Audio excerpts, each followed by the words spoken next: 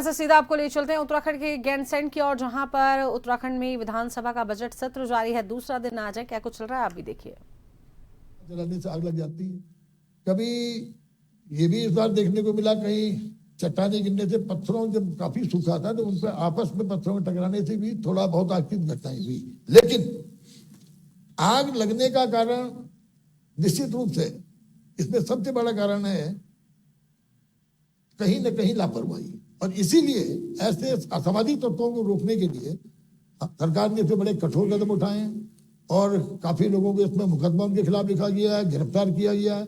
और मेरा सदन के सभी माननीय सदस्य अनुरोध है, क्योंकि ये किसी पार्टी या सरकार का नहीं होता, जंगल सबके जीवन की रक्षा करने का काम करता है। तो हम सभी को चाहिए कि अपने अपने यहाँ जाकर के, जो हमने माननीय अध्यक्ष जी आप ये लगाइए कि हमने 1239 अवेयरनेस कैंप्स लगाए ताकि आम आदमी का इसमें सहभागिता भी हो और आग लापरवाही न करें जिससे जंगलों में आग लग जाए। इसके लिए लगातार हम लोग कंपनी के ये कैंप्स लगाते हैं और बस 1239 ये भी उसमें ये हमारा रहा है कि किसी तरह से जन सहभागिता, क्योंकि आज सबसे बड़ी चीज है कि हम आगों को रोके कैसे। तो माननीय अध्यक्ष जी हम इसमें 5600 के आसपास इस सीजन में फायर वॉचर्स लगाते हैं और पहली बार हम लोगों ने ये किया कि सामूहिक बीमा फायर वॉचर्स का 10 लाख का कराने का निर्णय लिया ताकि कभी दुर्घटना कहीं हो जाए तो उस फायर वॉचर के परिवार के साथ संवेदनशीलता से खड़े हों। और 1438 माननीय अध्यक्ष जी क्रू स्टेशन बनाए गए हैं कि आग से रोकने के लिए तत्काल, और इसके साथ साथ हमारी क्विक रिस्पॉन्स टीम्स हैं और मास्टर कंट्रोल रूम भी हमने इसमें बनाया हुआ। माननीय अध्यक्ष जी हमने वॉच टावर्स बनाए 174 जिससे सर्विलांस के माध्यम से तत्काल जानकारी मिल जाए।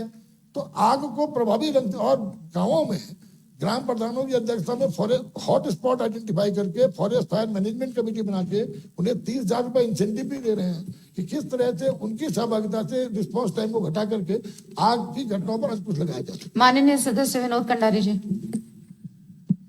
माननीय अध्यक्ष जी, मैं आपके माध्यम से माननीय मंत्री जी से पूछना चाहूंगा कि युवन जो घटनाएं घटती हैं इसके रोकथाम के लिए हमने अभी तक कौन सी लेटेस्ट जो टेक्नोलॉजी आई है ये आग को बुझाने की, क्या हमने इसको कहीं से लिया है या सरकार इसमें कोई काम करने जा रही है? देखिए माननीय अध्यक्ष, मैंने अभी बताया कि एक तो हम अवेयरनेस कैंप लगाते हैं, पहली चीज। दूसरी चीज मैंने आपसे कहा कि वॉच टावर्स में सर्विलांस के माध्यम से हम लोग प्रयास करते हैं ताकि रिस्पॉन्स टाइम कम हो सके।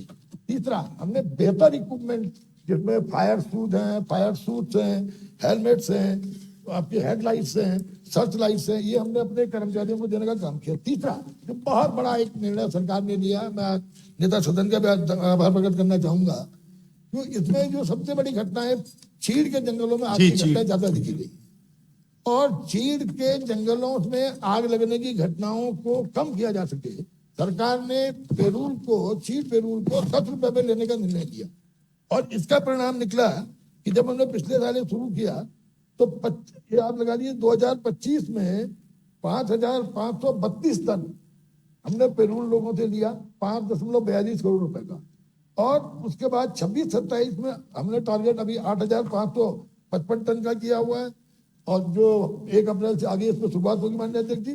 इसके लिए हम लोगों ने वहां पर ताकि ट्रांसपोर्टेशन कॉस्ट भी ना आए, पाइन जो हमारी ब्रिकेट्स यूनिट्स बनाई है हम लोगों ने 9 जिलों में, उत्तरकाशी, नैनीताल, अल्मोड़ा, पौड़ी, टेरी और चंपावत में। और इसका जो पहले था कि हम लोग ग्राम सहभागिता से, जिसमें मैंने आपसे कहा कि ग्राम प्रधान की अध्यक्षता में लेकर के ताकि ग्राम के गाँव के लोग इसको बुझाने में आगे आए।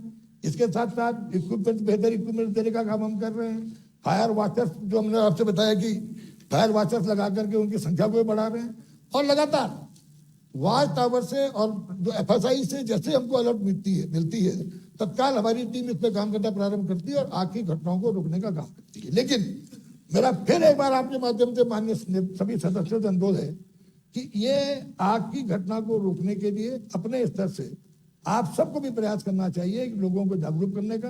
हम स्वयं हमने कहा हजारों कैंप्स लगा चुके हैं, अवेयरनेस कैंप लोगों की सहभागिता के लिए, और आपसे भी अनुरोध है कि आग की घटनाएं लगाकर, क्योंकि ये पूरे समाज का नुकसान होता है कि सरकार या पार्टी का नहीं। ये मेरा आपके माध्यम में। माननीय सदस्य शक्तिलाल शाह जी। अब कहाँ पूछोगे? माननीय अध्यक्ष जी, मैं आपकी अनुज्ञा से माननीय मंत्री जी से एक आग्रह करना चाहता हूँ। मेरा प्रश्न है कि पहाड़ों पे सुअर ही नहीं बल्कि अब भालू, सुअर और बंदरों का तो इतना बड़ा आतंक हो गया कि हम पहाड़ वाले विधायकों को बहुत झेलना पड़ता है। तो क्या माननीय मंत्री जी से मेरा आग्रह है कि इसके लिए कोई ऐसी नीति है कि भविष्य में इस आतंक जो फैल रहा है पशुओं का, जानवरों का, इससे हमें निजात मिल सके? हाँ, चलिए यार 9 अगली साल पर हो गए प्रश्न तुम्हें, कर। 9 साल में तो नहीं पूछा तुमने। बैठिए। माननीय सदस्य अरविंद पांडे जी। माननीय अध्यक्ष जी, मैं आपके माध्यम से माननीय मंत्री जी से जानना चाहता हूं कि बंदरों को पकड़ने का जो टारगेट विभाग बोलता है कि टारगेट की कमी है, अगर बजट की कमी है, क्या बंदरों को पकड़ने का टारगेट और बजट को बढ़ाने का काम सरकार करेगी? माननीय सदस्य श्री सुरेश गढ़े जी। माननीय अध्यक्ष जी, मैं आपके माध्यम से माननीय मंत्री जी से जानना चाहूंगा कि वर्ष 2002, 2003, 2022, 23, 24 में क्योंकि हमने एक उपाय ढूंढा, क्योंकि ये वन विभाग जो है गांव में अगर पेयजल की लाइन जा रही है तो वहां पर भी दिक्कत, मोबाइल टावर अगर वहां से बनाना है वहां पर भी दिक्कत, और केबल अगर कहीं से गुजर रही है वहां पर भी दिक्कत। अगर जब हर जगह अगर वन विभाग का इतना ज्यादा दखल है तो गांव वाले जब अगर जंगल में आग लग रही है तो बुझाने के लिए भी नहीं जा रहे। और प्रश्न करिए। प्रश्न कर रहा हूं क्योंकि जिस तरीके से अगर वन विभाग सॉफ्ट कॉर्नर नहीं दिखाएगा आम जनता के प्रश्न करिए। तो तब तक ये बड़ा कठिन होगा। ठीक है। तो इसलिए मेरा प्रश्न है कि जिस तरीके से अभी शक्तिलाल साजी ने भी बोला कि पहाड़ों में बंदर है, भालू है, बाघ आप है, अग्नि पर सवाल और हो रहा सुअर है। सारे ये सदस्य सारे कम से जब कम जंगल सवाल में पर आग लग ध्यान रही दें। है तो जंगल में आग लगने के प्रश्न कारण संख्या 6 से माननीय आबादी वाले विष्णु क्षेत्र में गैरोला आ रहे जी। हैं विष्णु और गैरोला लगातार जी। जो है लोगों का पलायन बढ़ रहा है। बैठ तो जाइए माननीय मेरा सदस्य, आप बैठ प्रश्न है जाइए कि माननीय बैठ मंत्री- जाइए, अब आप बैठ माननीय जाइए। मंत्री जी को जो है माननीय ठोस सदस्य कदम बैठ उठाना जाइए, चाहिए। आप बैठ जाइए। प्रश्न संख्या 6। माननीय मंत्री जी। जी हाँ, पड़ा हुआ मान वर्तमान लिया में जाए। पड़ा हुआ मान लिया जाए। ठीक है, प्रश्न करिए। माननीय अध्यक्ष जी, चमोली जनपद के सीमांत विकास खंड ज्योतिर्मठ के में 7 फरवरी 2021 को ग्लेशियर टूटने से ऋषि गंगा और धौली गंगा में बहुत बड़ी आपदा आई थी। उससे काफ़ी जनहानि और काफ़ी नुकसान हुआ था, क्योंकि मैं स्वयं भी वहाँ पर रेस्क्यू के समय में वहाँ पे काफ़ी दिन रहा हूँ। तो जो ये सीमांत गांव का दूरस्थ गांव है जहाँ पर जनजाति लोग निवास करते हैं, जुगवाड़ा गांव, यहाँ पर 36 परिवार रहते हैं और लगभग 135 गांव के लोग रहते हैं। वो पुल बाढ़ में बह गया था।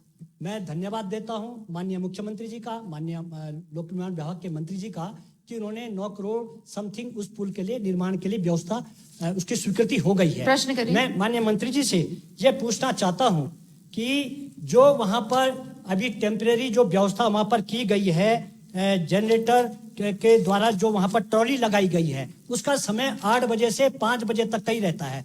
कोई बीमार पड़ जाता है, शाम रात को कोई इमरजेंसी आ गई, कोई आपदा आ गई, क्योंकि गांव भी खुद लैंडस्लाइड के जोन में है। प्रश्न। तो वहां पर मेरा माननीय मंत्री जी से पूछना चाहता हूं कि वहां पर ऐसी कोई व्यवस्था की जाए कि आपदा के समय जैसे कोई इमरजेंसी में वहां पर ऐसे कर्मचारियों की नियुक्ति की जाएगी, और वह पुल का निर्माण कब तक हो जाएगा? माननीय मंत्री जी। धन्यवाद।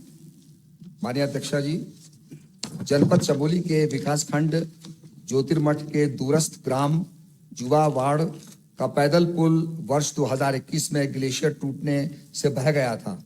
उसका समय से तत्काल ही मैनुअल ट्रॉली स्थापित कर दी गई थी। चूंकि ग्रामीण को धौली नदी पर पुरानी तकनीकी वाली रस्सी से लटकी ट्रॉली से नदी पार करना जोखिम भरा होता था, इस हेतु ग्रामीणों की सुरक्षा को ध्यान में रखते हुए वर्ष 2021 में मशीन द्वारा संचालित ट्रॉली स्थापित कर दी गई। राज्य योजना के अंतर्गत विकास खंड ज्योतिर्मठ में जुवाड़ा के पास धौली नदी में 120 मीटर स्पान झूला पुल के निर्माण हेतु शासकीय पत्र संख्या 611/111/221 4 MLA 2017 TC दिनांक 19/3/2021 द्वारा लंबाई 120 मीटर स्पैन लागत 17 लाख मात्र की स्वीकृति प्राप्त हुई है। झूला पुल के निर्माण कार्य हेतु द्वितीय चरण की स्वीकृति शासन संख्या 1/35/2855 2025 दिनांक 5/12/2026 के द्वारा 989.19 लाख की प्राप्त है, जिसके अंतर्गत वर्तमान में निविदा प्राप्त कर ली गई है तथा अनुबंध गठन की कार्रवाई गतिमान है। शीघ्र अनुबंध गठित कर सेतु का निर्माण प्रारंभ कर दिया जाएगा। ट्रॉली का कुछ होगा, ट्रॉली का समय पूछा माननीय जी, इसके निर्माण के लिए 1.5 साल की टेंडर होने के बाद जैसे टेंडर किसी के नाम जाएगा, ठेकेदार को 1.5 वर्ष का टाइम दिया जाएगा और अगर समय पे काम पूरा नहीं हुआ तो पेनाल्टी का प्रोविजन किया। ठीक है, ट्रॉली का समय पूछा है उन्होंने। माननीय अध्यक्ष, ट्रॉली के बारे में जो बताया है इमरजेंसी के अंदर उसका हम लोग करवा देंगे प्रावधान और आदमी की तैनाती भी करा देंगे ताकि इमरजेंसी में आदमी को निकाला उसको सुनिश्चित कर लीजिए, जी, हाँ, जी। तैनाती हो जाए। जी हम इसी को लेकर है, इसी गांव को लेकर है प्रश्न, इसी गांव को लेकर प्रश्न है ना, तो बैठ जाइए फिर। अभी इसी गांव को लेकर है, अभी इसी गांव का बहुत जरूरी है। देखिए ऐसा है जो प्रश्न है पुल का ही है कि पिथौरागढ़ और बागेश्वर को जोड़ने वाला झूला माननीय पुल जो है। भूषण गैरोला जी। प्रश्न संख्या 7 माननीय वन मंत्री जी। पड़ा हुआ मान लिया जाए। चलिए माननीय अध्यक्ष जी, आपस में बात ना करें। माननीय अध्यक्ष जी, अध्यक्ष जी समझिए, आपके माध्यम से माननीय मंत्री जी से पूछना चाहता हूं कि माननीय मंत्री जी ने मानव वन्य जीव संघर्ष की घटनाओं की काफी बढ़ोतरी के स्टेट बनने से लेकर के अभी तक का पूरा डेटा हमको दिया है कि इतनी कैजुअलिटी हुई है, इतने घायल हुए हैं। मैं माननीय मंत्री जी से यह पूछना चाहता हूं कि ये जो मानव जीव संघर्ष जो हो रहा है SWC में, ये अप्रत्याशित वृद्धि क्यों हो रही है? क्या जंगली जानवरों के स्वभाव उग्र क्यों हो रहा है? क्या इस पर वन विभाग ने अध्ययन किया है? क्या ये जो एक विशेषज्ञ, जो हमारी एक वन्य जीव विशेषज्ञ हैं, विद्या आत्रेय ने एक शोध के द्वारा बताया कि ट्रांसलोकेट किया गया जंगली जानवर कुछ दिन बाद फिर उसी स्थान पर आ जाता है। तो मैं माननीय मंत्री जी से पूछना चाहता हूं कि ये जो लगातार ये जो घटनाएं हो रही हैं, उसके लिए आपके द्वारा जो ये रेस्क्यू, जो जिलों में रेस्क्यू की जो बनना चाहिए, रेस्क्यू सेंटर बनने चाहिए, इस पर क्या सरकार विचार कर रही है? माननीय मंत्री जी। माननीय अध्यक्ष जी, मैं आपके द्वारा आपके माध्यम से माननीय सदस्य को अवगत कराना चाहता हूं कि वन्यजीव संघर्ष में, मानव वन्यजीव संघर्ष को रोकने के लिए सरकार लगातार प्रयास कर रही है और इस बार जरूर देखा गया कि जो भालू का जो नेचर था, भालू और ह्यूमन वाइल्ड लाइफ ह्यूमन का कॉन्फ्लिक्ट इतना बड़ा, उसमें हम लोगों को भी चिंता हुई कि कभी इतनी घटनाएं देखी नहीं थी कि भालू इस तरह करे, क्योंकि भालू ज्यादातर इस पीरियड में हाइबरनेशन में चल जाता था और स्लीपिंग मोड में रहने के कारण इस बार वो हाइबरनेशन में न जाना, कहीं ना कहीं वो उसमें उसके बाद एग्रेशन था। और जो हमारा जो गांव की सीमाओं में लोग जैवीय जो कूड़ा डाल देते थे, इस कूड़े ने इसको आबादी की ओर आकर्षित करने का काम किया। तो माननीय अध्यक्ष जी, इस जैवीय कूड़े के लिए हम लोगों ने वेस्ट मैनेजमेंट का एक प्लान तैयार किया है और है क्या चीज जवाब आ जाए कोई तो बात आप नहीं, लोगों से मैं पूछिए। सोच रहा हूँ जवाब तो मंत्री जी सुस्त लग रहे हैं आप थोड़े से। माननीय अध्यक्ष जी, आप मैं थोड़ा सा माननीय अध्यक्ष जी बात ना करें। हाँ जी, देखिए, इसमें हम लोग कितने गंभीर है माननीय अध्यक्ष जी, किस तरह से मानव वन्यजीव संघर्ष पे जो क्षतियां होती हैं। एक तो मैंने आपसे बताया कि हम लोगों ने मुआवजे की राशि 4 लाख से 6 लाख से, रिश्वत 10 लाख की। दूसरा, अक्सर सुनने में आता था ततैया ने काट लिया, मधुमक्खी ने मार दिया, लंगूर बंदर ने कर दिया। तो पहली बार हमारी सरकार ने इसको भी शामिल किया है मानव वन्यजीव संघर्ष में, इनके द्वारा होता है तो वहां भी मुआवजा देने का प्रावधान किया। भालू पहले अगर हाथी मकान डैमेज करता था तो मुआवजे का प्रावधान था, लेकिन अगर भालू ने डैमेज कर दिया तो मुआवजे का प्रावधान नहीं था। हमने भालू को भी के डैमेज करने को भी मुआवजे में शामिल करने का काम किया। तीसरा, अभी भालू के द्वारा हम लोग गौरा देवी के गांव में गए तो वहां पर भालू द्वारा फसल के नुकसान की बात की गई। अब हम लोग आलू के द्वारा फसल के नुकसान को भी, उस पर भी कार्रवाई गतिमान है, उसको भी इसमें शामिल करने का प्रयास करते हैं ताकि लोगों को आराम। क्या हम माननीय मंत्री जी रिसर्च कर रहे हैं कि इनका नेचर